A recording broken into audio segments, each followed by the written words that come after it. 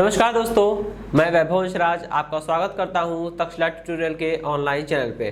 दोस्तों, हम लोग बात कर रहे थे क्लास 11th के चैप्टर नंबर 5 कार्य, ऊर्जा और शक्ति के बारे में, जिसमें हमने लेक्चर 5.2 तक कंप्लीट कर लिया था। आज हम उसके आगे बढ़ेंगे और बात करेंगे अपने अगले टॉपिक के बारे में। दोस्तों, आज का हमारा सेशन जिस टॉपिक से स्टार्ट होता है वो टॉपिक है किसी स्प्रिंग की स्थितिज ऊर्जा।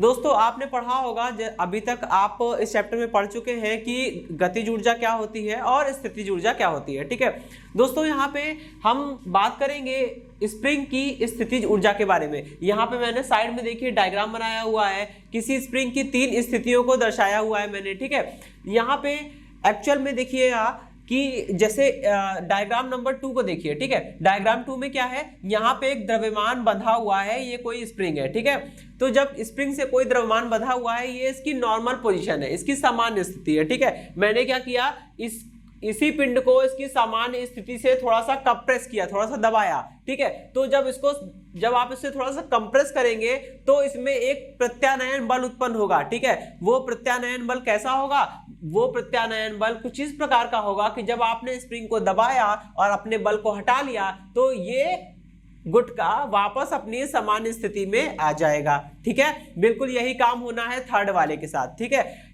अब लेकिन थर्ड वाले में दोस्तों केस बिल्कुल उल्टा है। ठीक है, थर्ड वाले में हमको करना क्या है, थर्ड वाले में हम द्रव्यमान को खींच रहे हैं। जब द्रव्यमान को खींचेंगे तो स्प्रिंग खींचेगी, जब स्प्रिंग खींचना प्रारंभ हो जाएगी तो क्या होगा, जैसे ही हम अपना बल हटा लेंगे वो गुटका अपनी सामान्य स्थिति में पुनः लौट आएगा। ठीक है, तो यहाँ पे जो काम होने वाला है, यहाँ पे जो बल लग रहा है, जो बल इसको बार बार इसकी सामान्य अवस्था में लाकर खड़ा कर दे रहा है, वही बल क्या कहलाता है, प्रत्यानयन बल कहलाता है। ठीक है दोस्तों, देखिएगा, जब हमने डायग्राम 1 में दिखाया है कि हमने गुटके को, स्प्रिंग को थोड़ा सा दबाया, जब हमने स्प्रिंग को दबाया और दबाने के बाद बल हटा लिया तो स्प्रिंग अपनी सामान्य स्थिति में आ गई, अपनी प्रारंभिक लंबाई में लौट आई। ठीक है, और गुटका यहाँ पर था और यहीं पर वापस आ गया। ठीक, फिर हमने क्या किया, स्प्रिंग को थोड़ा सा खींचा, गुटके को खींचेंगे, स्प्रिंग खींचेगी, और जब स्प्रिंग खींचेगी तो यहाँ पे स्प्रिंग खींचेगी तो फिर से स्प्रिंग में एक प्रत्यानयन बल उत्पन्न होगा। वो प्रत्यानयन बल क्या करेगा, गुटके को अपनी सामान्य स्थिति में लाने का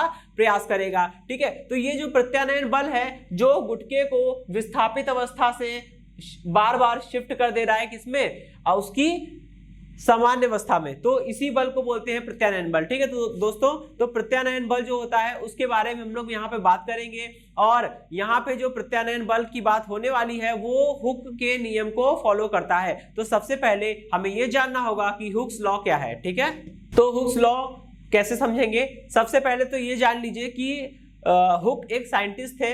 ठीक है, रॉबर्ट हुक नाम था उनका, और उन्होंने क्या किया है, उन्होंने बहुत फिजिक्स में अलग अलग ब्रांच में काम किया है, लेकिन जो अभी हम पढ़ रहे हैं मैकेनिक्स, उसमें देखिए हुक ने स्प्रिंग पर लगने वाले प्रत्यानयन बल के बारे में बताया था। और दोस्तों, स्प्रिंग पे ही प्रत्यानयन बल नहीं लगता है, प्रत्यानयन बल और जगह भी लगता है। जैसे अगर हम बात करें सरल लोलक की, तो सरल लोलक को जब आप उसकी विस्थापित अवस्था से थोड़ा सा सामान्य अवस्था से, यानी कि साम्यावस्था से थोड़ा सा विस्थापित करके उसे आप छोड़ देते हैं तो वो सरल लोलक अपने माध्य स्थिति के दोनों ओर गति करने लगता है। ठीक है, इतनी बात समझ में आ गई। ओके, अब ये जो सरल लोलक गति कर रहा है, इसकी विस्थापित अवस्था पर इस पे एक बल लग रहा है जो इसको शिफ्ट कर दे रहा है बार बार माध्य अवस्था की ओर, और यही बल क्या कहलाता है, प्रत्यानयन बल। तो प्रत्यानयन बल अलग अलग जगहों पर, अलग अलग वस्तुओं पर उनकी गति को नियंत्रित करने के लिए लग सकते हैं, लेकिन अभी हम बात कर रहे हैं स्प्रिंग के लिए। तो देखते हैं हुक्स लॉ क्या है। ठीक है, देखिए, हुक ने ये बताया कि जब किसी भी स्प्रिंग पर प्रत्यानयन बल कार्य करता है तो उस प्रत्यानयन बल का जो परिमाण होता है वो वस्तु के साम्य स्थिति से विस्थापन के अनुक्रमानुपाती होता है। मतलब हमको ये देखना है कि वस्तु अपनी साम्य स्थिति से कितना ज्यादा या कितना कम विस्थापित हुई है। ठीक है, तो किसी वस्तु पे लगने वाला जो बल होता है वो अनुक्रमानुपाती होता है किसके, माध्य स्थिति से पिंड के विस्थापन के। ठीक है, पिंड माध्य स्थिति से कितना विस्थापित हुआ है हमें ये देखना है। ठीक है, और उसकी दिशा जो होती है वो क्या होती है, वो विस्थापन के विपरीत होती है। यहां से देखिए दोस्तों, हम क्या करेंगे, बराबर का चिन्ह हटेगा, अनुक्रमानुपाती का चिन्ह हटेगा, एक बराबर का चिन्ह आएगा और यहाँ पे माइनस के एक्स। ठीक है, समझ में आ गई। चलिए भाई, के एक्स, ये इक्वेशन नंबर 1 है। ठीक, अच्छा, अभी ये हुक्स लॉ समझ में आ गया। ठीक, अब हमको क्या करना है, अब हमको इसको परिभाषित करना है दोस्तों। ये जो इक्वेशन नंबर 1 लिखी है इसी को हम शब्दों में बोलेंगे तो वही हुक्स लॉ बन जाएगा, कुछ अलग से या कुछ याद करने की या रटने की आवश्यकता नहीं है, ठीक है। तो समझिएगा, देखिए क्या लिखा है, F, यहाँ पे F क्या है, प्रत्यानयन बल है। तो किसी स्प्रिंग पर कार्य करने वाले प्रत्यानयन बल का मान पिंड की साम्यावस्था से विस्थापन x के अनुक्रमानुपाती होता है तथा इसकी दिशा विस्थापन की दिशा के विपरीत होती है। आइए इस वाले एक्सप्रेशन को चित्र के माध्यम से समझने का प्रयत्न करते हैं। जरा सेकंड नंबर को देखिएगा। सेकंड नंबर में गुटका जहां पे रखा है वो स्प्रिंग की साम्यावस्था है, ठीक है। मैंने क्या किया, इस गुटके को थोड़ा सा अंदर की ओर प्रेस किया। जब हम इसको अंदर की ओर दबा देंगे तो स्प्रिंग दब जाएगी, स्प्रिंग की लेंथ कम हो जाएगी, ठीक है। अब इस पे देखिए ऊपर की ओर आगे की ओर एरो बनाए, ये एरो प्रत्यानयन बल को दर्शा रहा है, ठीक है। जैसे ही आप अपना बल हटाएंगे, जैसे ही हम अपना हाथ हटा लेंगे, ये प्रत्यानयन बल क्या करेगा, इसको वापस माध्य स्थिति में ले आएगा। अब जरा इस बल की दिशा देखिए, इस बल की दिशा है लेफ्ट टू राइट, ठीक है। क्यों लेफ्ट टू राइट है?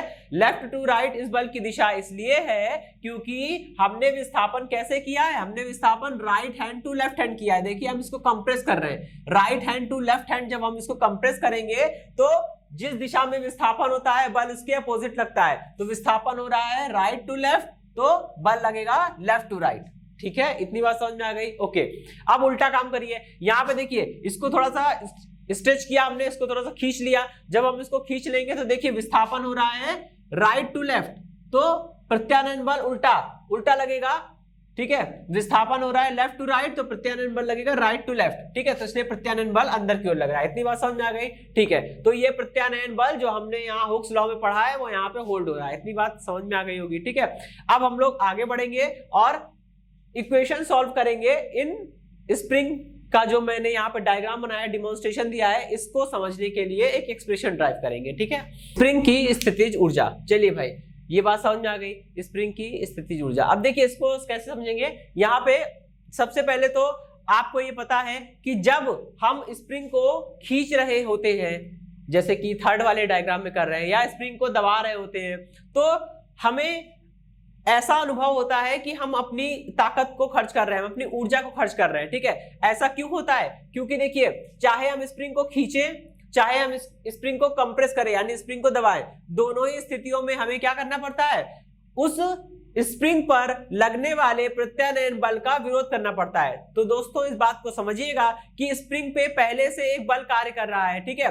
वो बल हमारे बल के जस्ट अपोजिट है, ठीक है। जैसे फॉर एग्जांपल देखिए जब हम स्प्रिंग को खींचेंगे तो हमें बल लगाना पड़ेगा इस दिशा में, इसको मैं एफ डैश बोल रहा हूं, ठीक है। एफ डैश मतलब जो बल हम लोग लगा रहे हैं, ठीक है।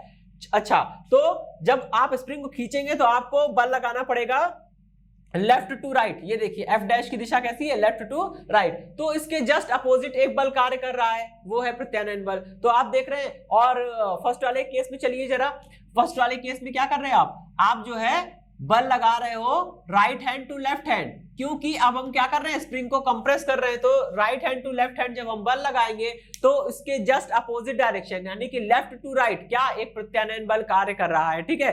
तो ये दोनों चीज तो आपको समझ में आ गई, ठीक है। यहां पे देखिए आरोपित बल हमेशा प्रत्यानयन बल के अपोजिट डायरेक्शन में है, आरोपित बल हमेशा प्रत्यानयन के अपोजिट डायरेक्शन में, इसीलिए हमें अपनी तरफ से कोई ना कोई कार्य करना पड़ता है, ठीक है। तो यहाँ पे हम जो भी कार्य करेंगे दोस्तों, चाहे स्प्रिंग को खींचने में चाहे स्प्रिंग को दबाने में, जो भी कार्य करेंगे वो कार्य उस स्प्रिंग के भीतर स्थितिज ऊर्जा में संचित हो जाएगा। जैसे समझिएगा, इसको साम्य स्थिति से हमने xm लिखा है, x का मतलब होता है विस्थापन, m लिखा है मतलब मैक्सिमम वैल्यू, ठीक है। मैक्सिमम यानी अधिकतम कितना विस्थापन है वो है xm। यहाँ पे प्लस xm लिखा है, इसका मतलब पॉजिटिव डायरेक्शन में अधिकतम विस्थापन है। यहाँ माइनस xm लिखा है मतलब निगेटिव डायरेक्शन में अधिकतम विस्थापन की बात हो रही है, ठीक है। तो दोस्तों चाहे अधिकतम विस्थापन धनात्मक दिशा में हो या ऋणात्मक दिशा में हो, उससे मतलब नहीं है। मेरे कहने का मतलब ये है कि आप विस्थापन को देखिए, तो आपने क्या किया, जितना उसको विस्थापित करेंगे और जहां पे विस्थापन उसका रोक देंगे कि भाई उसके आगे हम और उसको नहीं खींच रहे हैं या उसके आगे हम उसको और नहीं दबाएंगे, ठीक है। तो जहां तक हमने उसको खींच लिया है ना दोस्तों, बस उसी स्थिति में हमने टोटल जितना वर्क किया होगा वो सारा कार्य उसी स्प्रिंग में उस स्थिति में स्थितिज ऊर्जा के रूप में संचित हो जाएगा। ठीक है, यही कॉन्सेप्ट कुछ लगता है धनुष और बाण में जब हम लोग तीर चलाते हैं तो क्या होता है, तीर को धनुष में फंसाने के बाद जितना हम पीछे की ओर खींचते हैं तो खींचने में हमारी जो ऊर्जा खर्च होती है वो ऊर्जा बाण की स्थितिज ऊर्जा के रूप में संचित हो जाती है। एक्चुअली बाण नहीं, जो पीछे धागा बंधा होता है धनुष में, ठीक है, उसकी स्थितिज ऊर्जा में संचित हो जाती है। और जैसे ही हम अपना हाथ हटाते हैं तो वो क्या करता है, वो जो धागा होता है उसमें जितनी भी स्थितिज ऊर्जा संचित हुई थी, जितना कार्य हमने तीर को खींचने में किया था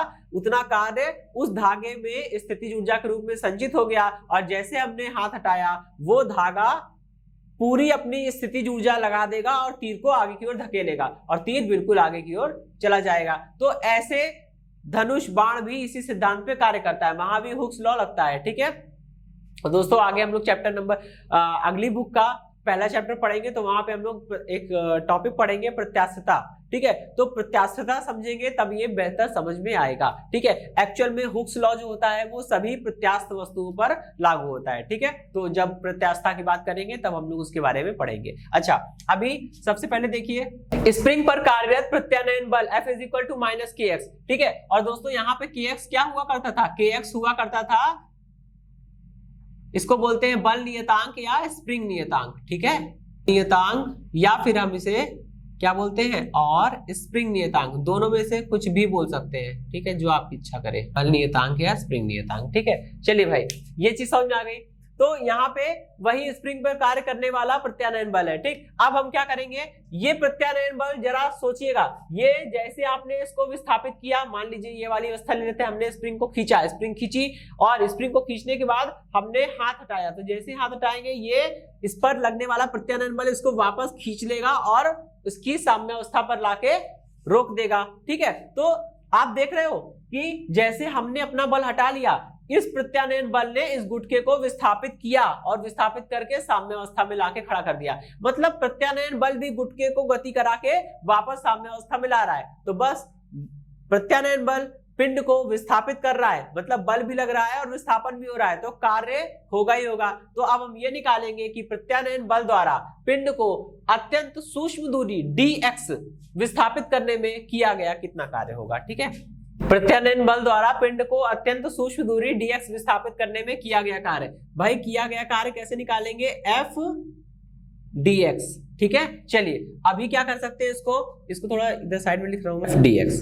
ठीक है, ये तो बात समझ में आ गई। अच्छा, f डॉट dx होता है। ठीक, अब देखिएगा जरा समझिएगा, मैंने क्या लिखा है, प्रत्यानयन बल द्वारा पिंड को अत्यंत सूक्ष्म दूरी dx विस्थापित करने में किया गया कार्य। भाई अगर किसी एक स्थिति को हम लोग ले लेते हैं, हम लोग थर्ड वाले स्थिति को लेते हैं। ठीक है, हमने इसको खींचा है, ठीक, तो खींचने के बाद हमने हाथ हटा लिया और ये पिंड वापस आके अपनी साम्यावस्था पर आकर रुक गया। तो देखिए इसको विस्थापित अवस्था से साम्यावस्था में लाकर किसने रख दिया, प्रत्यानयन बल ने। ठीक है, तो अब ये देखेंगे कि प्रत्यानयन बल किधर लग रहा है, प्रत्यानयन बल लग रहा है right hand to left hand, और विस्थापन भी किस दिशा में हो रहा है, right hand to left hand. प्रत्यानयन बल जिस दिशा में है विस्थापन भी उसी दिशा में है। तो यहाँ पे देखिएगा डॉट लगा है, मतलब बल और विस्थापन के बीच का एंगल लेना है। तो बल अगर right hand to left hand है, विस्थापन भी right hand to left hand है, तो एंगल कितना हो जाएगा, जीरो।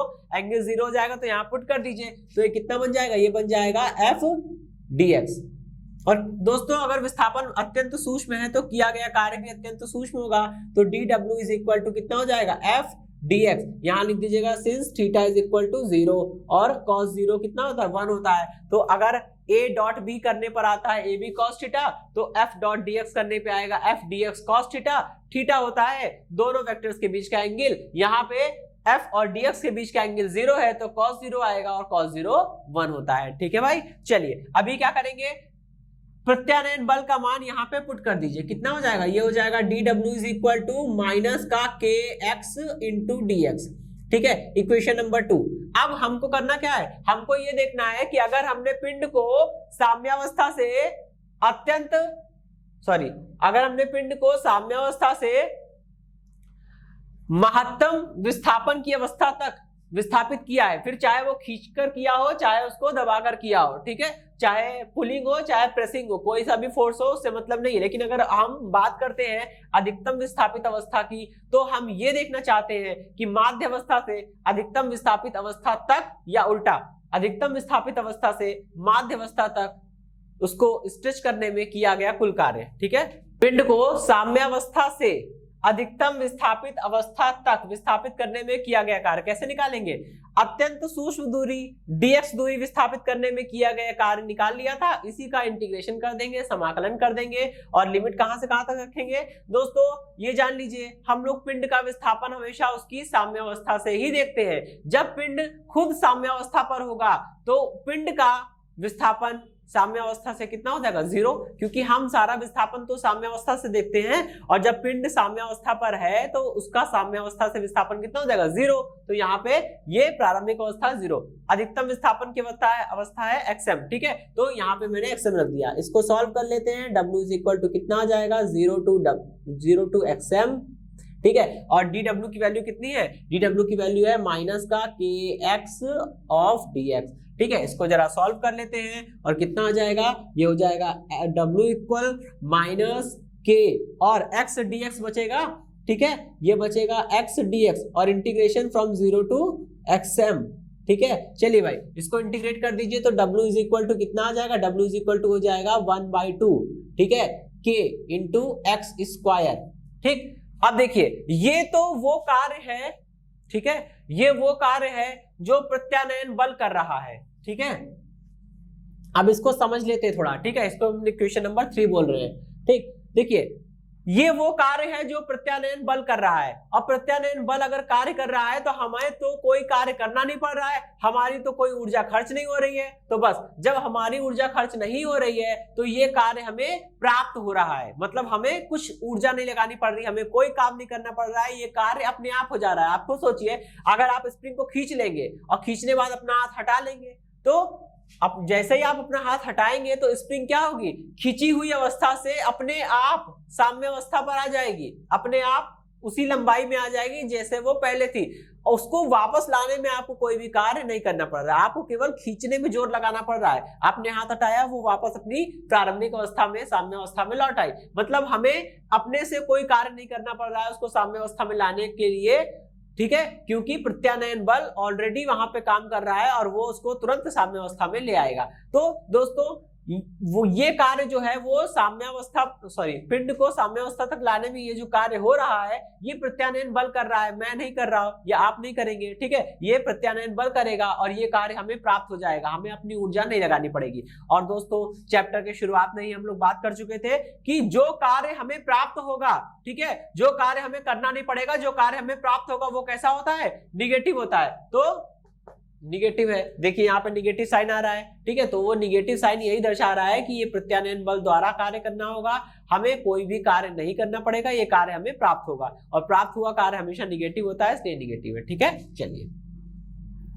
अब देखिए दोस्तों, अगर हम पिंड को साम्यावस्था से अधिकतम विस्थापित अवस्था तक खींचते हैं या दबाते हैं तो तब हमें कार्य करना पड़ेगा, ठीक है। तो उल्टा मतलब अगर साम्यावस्था से अधिकतम विस्थापित अवस्था तक खींचना पड़ेगा तो आरोपित बल द्वारा किया गया कुल कार्य कितना होगा?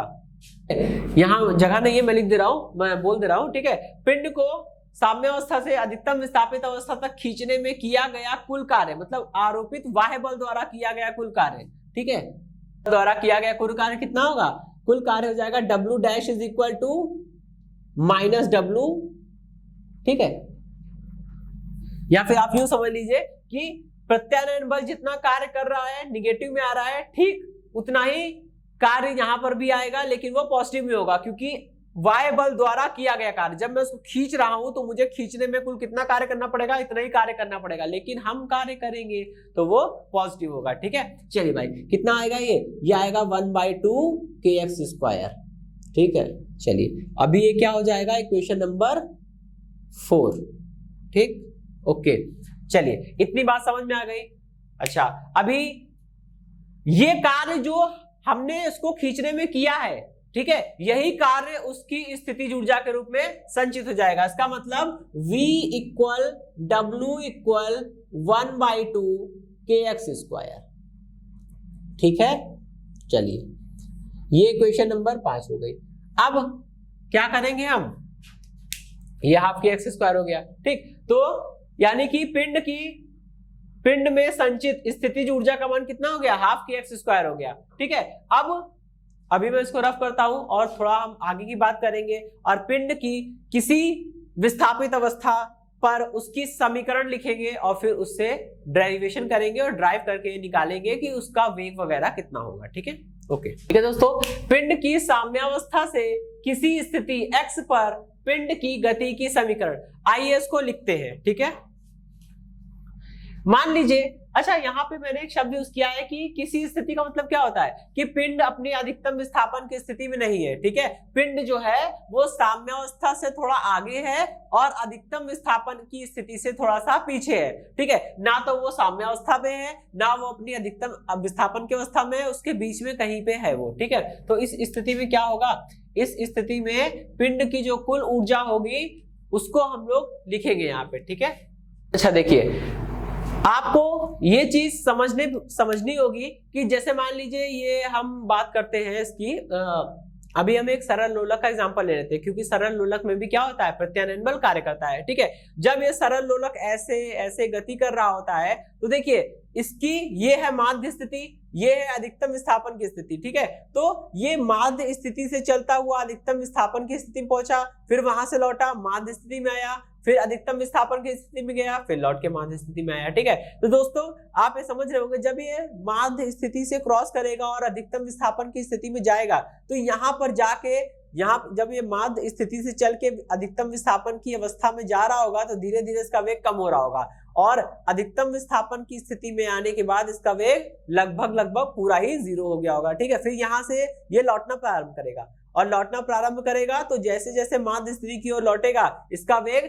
बढ़ता जाएगा और माध्य स्थिति में आने के बाद इसका वेग फिर अधिकतम होगा, फिर जैसे ही ये अधिकतम विस्थापन की स्थिति में जाएगा इसका वेग फिर से कहीं ना कहीं 0 हो जाएगा, तभी तो लौटना प्रारंभ करेगा। अगर इसका वेग कहीं पे 0 नहीं होगा तो आगे चलता चला जाएगा। ठीक है, तो इसका मतलब क्या हुआ, वही वाला यही पूरा नियम कुछ यहाँ पर लगता है। ठीक है, इसको मैं मिटा रहा हूं, वही कंडीशन कुछ यहाँ भी लगती है। यहाँ पे क्या हो रहा है, जब स्प्रिंग अपनी अधिकतम विस्थापित अवस्था में होगी, या यूं कह लीजिए जब वो माध्य स्थिति से विस्थापित अवस्था की ओर अग्रसर होगी, तो जैसे जैसे वो विस्थापित अधिकतम विस्थापन की स्थिति में पहुंच रही होगी उसका वेग धीमे धीमे कम हो रहा होगा और अधिकतम विस्थापन की स्थिति में उसका वेग पूरी तरह से 0 हो जाएगा। ठीक है, फिर जब वहां से रिटर्निंग होगी, जब वो लौटेगी वस्तु, स्प्रिंग की लंबाई घटेगी, तो जब वो माध्य स्थिति की ओर आ रही होगी तो उसका वेग बढ़ता जाएगा और जैसे ही वस्तु माध्य स्थिति पे आ जाएगी उसका वेग अधिकतम होगा। ठीक है, तो बस अब हमने क्या किया है, इनके बीच में कोई एक स्थिति ले ली है, तो क्या होगा, पिंड की हमने मान लिया उस स्थिति जिस पर हम विचार कर रहे हैं, उस स्थिति में पिंड का वेग कितना है, v है, तो उसकी गतिज ऊर्जा कितनी हो जाएगी, हाफ mv², जहां m क्या है, पिंड का द्रव्यमान। ठीक है, और x स्थिति पर पिंड की गतिज ऊर्जा तो हो गई, x स्थिति पर पिंड की स्थितिज ऊर्जा कितनी हो जाएगी, हाफ के x², जहां x क्या है, माध्य स्थिति से पिंड का विस्थापन। ठीक है, यहाँ पे देखिए xm नहीं लिखा हूं मैं क्योंकि ये अधिकतम विस्थापन नहीं है। ठीक है, अब इन दोनों को जोड़ेंगे तो पिंड की कुल ऊर्जा मिल जाएगी। और दोस्तों पिंड की कुल ऊर्जा क्या होगी, पिंड की कुल ऊर्जा मतलब अधिकतम विस्थापन की स्थिति में ऊर्जा, और अधिकतम विस्थापन की स्थिति में गतिज ऊर्जा तो 0 हो जाती है क्योंकि वेग 0 हो जा रहा है, तो बचेगी क्या, अधिकतम विस्थापन की अवस्था में केवल स्थितिज ऊर्जा बचेगी, गतिज ऊर्जा 0 हो जाएगी, क्योंकि अधिकतम विस्थापन की स्थिति में क्या होता है, अधिकतम विस्थापन की स्थिति में वेग 0 हो जाता है। ठीक है, अधिकतम विस्थापन की स्थिति में वेग क्या होता है दोस्तों, 0 हो जाता है। ठीक, ये बात आप समझ रहे हैं। अच्छा, इतनी बात समझ में आ गई, तो बस, तो उसकी कुल ऊर्जा कितनी हो जाएगी, हाफ के x m²। ठीक है, 1/2 कैंसिल हो जाएगा, कितना बचेगा यहाँ पे, अच्छा इसको कैंसिल कर सकते हैं, लेकिन अभी इसको इक्वेशन नंबर 1 मानते हैं। अब हम यहाँ पे कंडीशन लगाएंगे, कौन सी कंडीशन, साम्यावस्था की कंडीशन। ठीक है, तो यहां लिखेंगे साम्यावस्था पर दोस्तों x इक्वल कितना हो जाएगा, 0, तो यहां पुट कर दीजिए, कितना हो जाएगा, ये हो जाएगा 1/2 के एक्स एम का होल स्क्वायर इक्वल, यहाँ पे ये हो जाएगा 1/2 के, और दोस्तों x की जगह 0 का स्क्वायर, ठीक है, प्लस ये कितना हो जाएगा 1/2 m, और यहाँ पे v मैक्स, क्योंकि दोस्तों साम्यावस्था पर वेग अधिकतम होता है, साम्यावस्था पर वेग अधिकतम होता है, v = v मैक्स होता है ना, ठीक है। तो चलिए अब क्या होगा, ये तो पूरा 0 का स्क्वायर 0 पूरा 0 हो जाएगा, यहाँ देखिए v मैक्स और ये स्क्वायर है, ठीक है। चलिए अभी क्या बचेगा, ये बचेगा 1/2 के एक्स एम का square = 1/2 m v max square, ठीक है।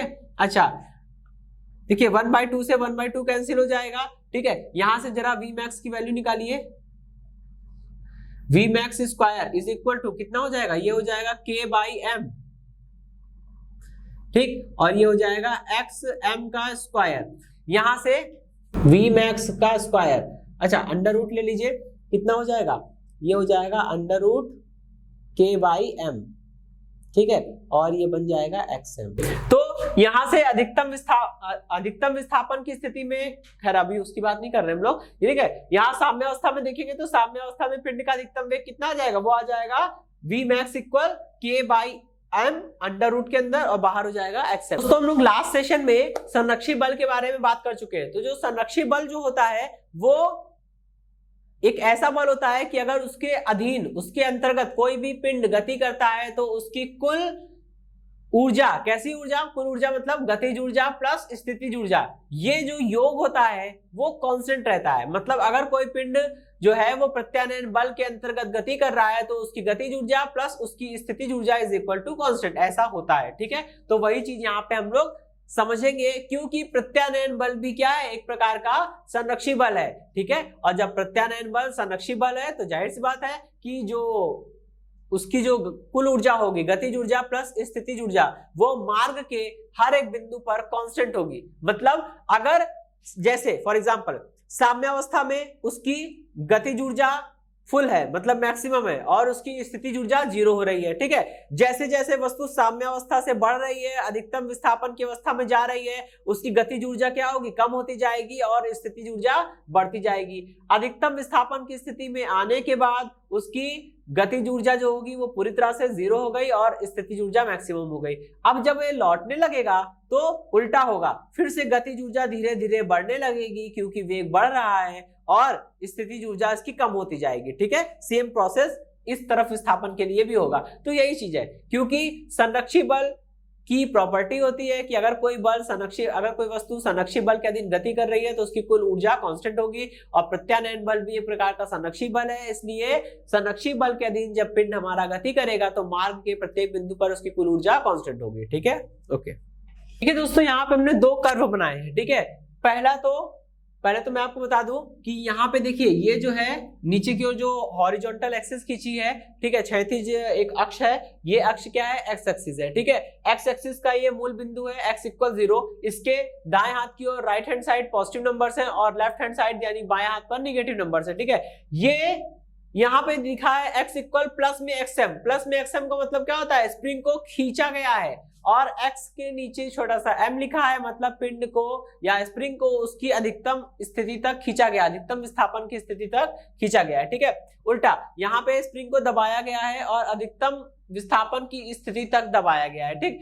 और यहाँ पे देखिएगा ऊपर एक हॉरिजॉन्टल एक्सिस खींची है, एक क्षैतिज रेखा खींची गई है, ये क्या बता रही है, ये कुल ऊर्जा को बता रही है, ठीक है। ये जो E जो y एक्सिस की जगह पर है, y एक्सिस पे मैंने कुल ऊर्जा ले रखी है, ठीक है, यानी कि E = k + u, ठीक। और यहाँ पे आपको दिख रहा है कि क्षैतिज ये रेखा जो है वो पूरी क्षैतिज आ रही है, कांस्टेंट आ रही है, ठीक है। और होगा ही क्योंकि प्रत्यानयन बल एक संरक्षी बल है, और जब भी कोई पिंड संरक्षी बल के अधीन गति करता है तो उसकी गतिज ऊर्जा k प्लस स्थितिज ऊर्जा u का योग जो होता है, टोटल जो होता है वो क्या होता है, कांस्टेंट होता है, ठीक है।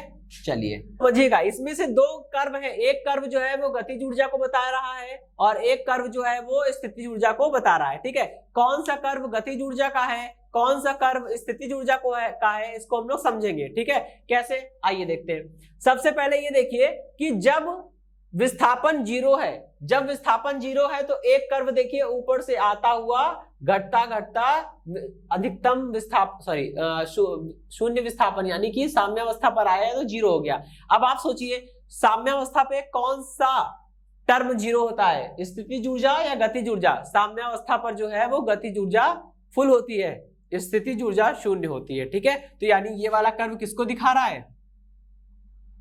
ये वाला कर्व जो है वो गतिज ऊर्जा को नहीं, स्थितिज ऊर्जा को दिखा रहा है। ठीक है, तो यू लिख दिया। ठीक, अब उल्टा देखिए, एक ये वाला कर्व है जो नीचे से शुरू हो रहा है और x इक्वल 0 पर पहुंचते हुए देखिए अधिकतम हो गया। ठीक है, तो अब सोचिए साम्यावस्था पर अधिकतम कौन सी चीज होती है? गतिज ऊर्जा। यानी ये वाला कर्व जो है जो नीचे से उठकर ऊपर गया और x इक्वल 0 पर अधिकतम हो गया, उसके बाद घटते घटते वापस 0 हो गया। ठीक, तो ये क्या है? ये आपको ये गतिज ऊर्जा k को बता रहा है। ठीक है, और आप देख रहे होंगे कि मार्ग का कोई भी बिंदु ले लीजिए, जैसे ये वाला बिंदु ले लीजिए। ठीक है, तो ये वाले बिंदु पर गतिज ऊर्जा का मान कितना है? इतना है, और इसी वाले बिंदु पर स्थितिज ऊर्जा का मान इतना है, तो ये दोनों जोड़ेंगे तो k के बराबर आ जाएगा। ठीक, क्योंकि ये प्रत्यानयन बल एक प्रकार का संरक्षी बल है, और संरक्षी बल की प्रॉपर्टी के अनुसार कोई भी वस्तु गति करेगी तो मार्ग के प्रत्येक बिंदु पर क्या होगी? उसकी ऊर्जा नियत बनी जाएगी। ओके दोस्तों, तो आज का हमारा सेशन यही समाप्त होता है। दोस्तों आज के सेशन में हमने जो पढ़ा है इसके रिटन नोट्स प्राप्त करने के लिए डिस्क्रिप्शन में दिए गए लिंक पर जाके क्लिक कीजिए। दोस्तों आज के सेशन में इतना ही, मिलता हूं नेक्स्ट सेशन में। धन्यवाद।